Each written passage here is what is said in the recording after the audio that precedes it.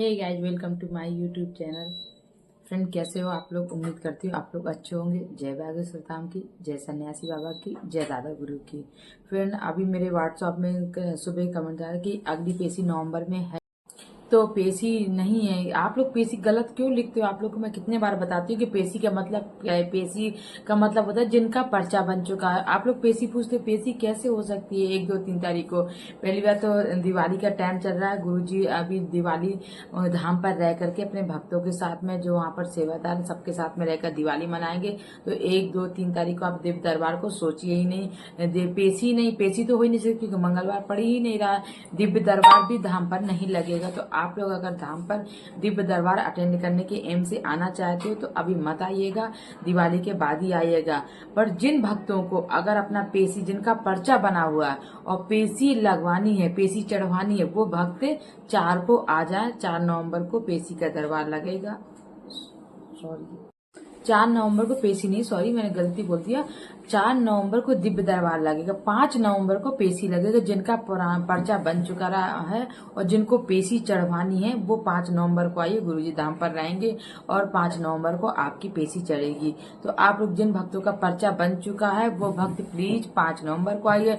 जिन भक्तों को पर्चा बनवाना है, दिव्य दरबार में बैठना है, दिव्य दरबार अटेंड करना है, गुरुजी सन्यासी बाबा की कृपा से बुलाएं, वो वक्त 4 नवंबर को आइए। आप लोग गलत लिखते हो तो मैं आप लोगों को समझा ही नहीं पाती हूँ पेशी है कब है। तो मैं तो समझ जाती हूँ क्योंकि मेरा पर्चा बना हो, हर एक इंसान नहीं समझ सकता है। तो जिन भक्तों को सिर्फ गुरुजी के दर्शन करने आना है और गुरुजी और सन्यासी बाबा के दर्शन करने आने, बागेश्वर धाम जी के दर्शन करने आए, वो भक्त आइए, दिवाली मनाइए हमारे धाम पर आकर के आप दिवाली मना सकते हैं। बस दिव्य दरबार के एम से मत आइएगा क्योंकि मुझे पता है कि आप लोग दूर दूर से आते हो। तो आप लोग सोचते हो चलो हमारा त्योहार है और बच्चों की छुट्टियां हो गई हैं तो बच्चों को लेकर चलते हैं, दिव्य दरबार अटेंड करेंगे, गुरुजी के दर्शन करेंगे। तो आप लोग दर्शन करने के लिए आइए बागेश्वर धाम, आपका स्वागत है। बट दिव्य दरबार के एम से मत आइएगा क्योंकि कितनी दूर से आएंगे, बच्चों को भी साथ में लेके आएंगे तो अच्छा नहीं लगता है। आप लोग परेशान होते हो। हम लोग बागेश्वर धाम से जुड़े हैं और हम लोग नहीं चाहते आप लोग को कोई भी कष्ट हो हमारे बागेश्वर धाम आने पर, तो हम नहीं चाहते। इसलिए आप लोग आइए, दर्शन करिए, गुरुजी के हमारे यहाँ दिवाली आकर के मनाइए। कोई प्रॉब्लम नहीं, पर दिव्य दरबार के एम से मत आइएगा। 4 तारीख को लगेगा। आप लोग 4 अपने घर पे दिवाली मनाइए सारी फैमिली के साथ में। और सबको happy Diwali, happy Dhanteras, happy भाई दूज। और इसके बाद आप लोग 4 नवंबर को आइए, आपका स्वागत है। दिव्य दरबार करिए, सन्यासी बाबा की कृपा होगी, दादा गुरु की कृपा होगी तो आप लोग का पर्चा बनेगा। देखिए, लाखों भक्त बैठते हैं, कौन वो लकी भक्त होता है जिनको गुरु जी अपने नाम लेकर के बुला देते, ये तो किसी को नहीं पता है। ये तो सन्यासी बाबा ही जाने, वो प्रेरणा देते। उनकी प्रेरणा से गुरु जी भी धाम पर दरबार लगा रहे हैं, वही प्रेरणा देते हैं कि इनको उठाना है। वही उन्हीं ने मुझे मेरे लिए प्रेरणा दी। तो जब मेरा पर्चा बना था ना फ्रेंड, तो मैं भी ऐसे ही सोचती थी क्या होगा क्या होगा। बट आप लोग को मैं बता देती हूँ कि आप लोग को जिनका पर्चा बनवाना है वो लोग आकर के धाम पर नारियल जरूर बांधा करिए कि जो नारियल का वहां पर मिलते हैं।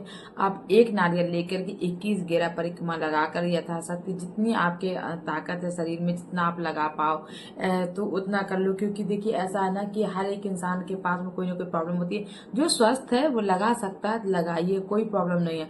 और जो मन में अपने ऐसा कोई ग्लानि मत रखिए। बागेश्वर धाम बालाजी सबकी सुनते हैं और वो क्या, गुरुजी भी सबकी सुनते। अगर आपके प्रॉब्लम है, कुछ नहीं लगा सकते, कोई बात नहीं, जितनी लगा सकते उतनी लगा लिए परिक्रमा। हाथ में नारियल लिए रहिए, उस नारियल को बालाजी के पास में जाइए, उनके सामने आप समर्पण करिए, उनका नाम लीजिए, उनसे अपनी जो मन्नत है वो मन्नत बोलिए और नारियल ला करके बाहर बांध दीजिए। ये जरूर करिए आप। पर आपका नाम आने के पहले आप लोग ऐसा जरूर किया करिए कि धाम पर नारियल आकर जरूर बांधा करिए और कुछ करिए या ना करिए। परिक्रमा लगाइए, 5 चालीसा पढ़िए, 5 या 7 हनुमान चालीसा पढ़िए, माला करिए। इसके बाद में आप आकर के नारियल बांध करके फिर इसके बाद इन्हें गुरुजी लगाते हैं। दिव्य दरबार कोई सुबह से तो लगता नहीं है। आप रात के या सुबह या दोपहर में जब भी पहुंचते हो तो आप पहले बागेश्वर बालाजी के दर्शन किया करिए। आप इसके बाद परिक्रमा लगा कर चालीसा पढ़िए, फिर इसके बाद दिव्य दरबार अटेंड करने को बैठा करिए। कभी कभी ऐसा होता है लोग भागे चले जाते हैं, चलो चलो उनको बालाजी के दर्शन करने के बाद में आप फिर जाके के दिव्य दरबार अटेंड किया करिए। दिव्य दरबार आप लोग को पता ही कि राम दरबार के पास जहाँ पुराना अन्नपूर्णा भोजनालय वहीं लगता है। फिर आराम से आप उनसे मन्नत मान के अपने दिल की बात कह करके फिर दिव्य दरबार अटेंड अटेंड किया करिए। ऐसा नहीं कि हमने सुना, हम लोग गए मंदिर के दर्शन करने जा रहे हैं और ये यार गुरुजी दिव्य दरबार लगाए, आपने मंदिर के दर्शन करना छोड़ा और भागे चले गए दिव्य दरबार अटेंड करने। ऐसा नहीं किया करिए भक्त। पहले हम लोग अपने शहर से जाते हैं, जिस सिटी से जाते हैं, जिस गांव से जाते हैं, तो हम लोग इसी एम से पहले तो जाते हैं, फिर हम लोग वहां जाकर के बहक जाते हैं। इसी एम से जाते हैं कि चलो बालाजी के दर्शन करेंगे, दिव्य दरबार अटेंड करेंगे। पर आप लोग आए तो आप लोगों ने जहां से मंदिर के पास आए, आप लोगों का अनाउंसमेंट सुनाई देता है, अरे गुरु जी दिव्य दरबार लगाए, किसी ने बताया गुरु जी दिव्य दरबार लगाए। आप लोगों ने मंदिर को छोड़ा और आप लोग भक्ति चले गए दिव्य दरबार के लिए। अरे वही तो प्रेरणा देंगे, आपने उनको ही छोड़ दिया और दिव्य दरबार अटेंड करने चले गए। आप बताइए, आप वही प्रेरणा देंगे? आप उनके पास गए नहीं, उनके पास में जा करके उनके दर्शन नहीं करे, आप दिव्य दरबार अटेंड करने को चले गए। कैसे चमत्कार होगा? उन्हीं की कृपा होती है जब हमें गुरुजी बुलाते हैं। गुरुजी का कोई चमत्कार नहीं है, ना किसी का कोई चमत्कार है। जब सन्यासी बाबा की, बागेश्वर बालाजी की कृपा होती है, दादा गुरु की कृपा होती है, तभी गुरुजी हमारा नाम लेकर बुलाते हैं। तो भक्त पहले आप जाइए, परिक्रमा लगाइए, मंदिर के दर्शन करिए। इसके बाद अगर दिव्य दरबार चल रहा है, चलने दीजिए, कोई प्रॉब्लम। अगर आपका नाम आना होगा ना, आप मंदिर के दर्शन इतना करने के बाद अगर आप जाके दिव्य दरबार में खड़े भी हो और कहीं भी खड़े हो, आगे पीछे, सबसे पीछे लास्ट में, तो अगर उनकी कृपा आप पर हो जाएगी तो गुरुजी आपको नाम लेकर के आपको बुला लेंगे और आपका पर्चा बन जाएगा। तो भक्त पहले ऐसा मत किया करिए कि आप लोग भागे चले गए, जाके दिव्य दरबार में बैठ गए। पहले बालाजी के दर्शन करिएगा। इसके बाद अगर आपको कोई प्रॉब्लम है, मेरी बातों से सहमत नहीं है, तो आप जरूर कमेंट लिख सकते हैं। मैं आपको उस बात का रिप्लाई करके आपको जवाब दूंगी कि हाँ ये सही है, ये गलत है। मैं आपसे बताती हूँ कि मैंने भी ऐसे ही किया था कि पहले मैं घर पे अर्जी लगाई थी, बालाजी जाकर वहां पे अर्जी लगाई थी, फिर इसके बाद दिव्य दरबार अटेंड करती हूँ। और फिर मैं अभी भी यही करती हूँ। मैं फिर से भी एक बार दिव्य दरबार में बैठ चुकी हूँ और बैठती तो मैं सोती मेरा दोबारा भी पर्चा बन जाए। अभी मैं ऐसे ही करती हूँ। बल्कि मेरे हस्बैंड कहते चलो चलो दिव्य दरबार लगा है, तो मैं बोलती हूँ नहीं, पहले हम लोग बालाजी के दर्शन करेंगे, दिव्य दरबार फिर अटेंड करेंगे। अगर उनकी कृपा होगी तो अगर 5 मिनट का, आप ये सोचिए जब मेरा पर्चा बना था ना, तो आप ये सोचिए शाम के 5 बज चुके थे और ये हुआ था लास्ट में, अब हो गया, गुरुजी उठने वाले थे और ये हुआ था कि मैं भी अपने हस्बैंड से बात कर रही थी कि चलो अब हो गया, अब तो नाम आना ही नहीं है, चलो ट्रेन का टाइम हमारे हो रहा है। और उन 5 मिनट में 2 मिनट में गुरुजी ने मुझे बुला दिया था और मेरी किस्मत चमक गई थी और मेरा पर्चा बन गया था। तो फ्रेंड ना, ऐसी कृपा होती है, आप लोग परेशान नहीं हुआ करिए। अगर ऊपर की ईश्वर की कृपा होगी, बालाजी की कृपा होगी, तो आप जाके खड़े हो।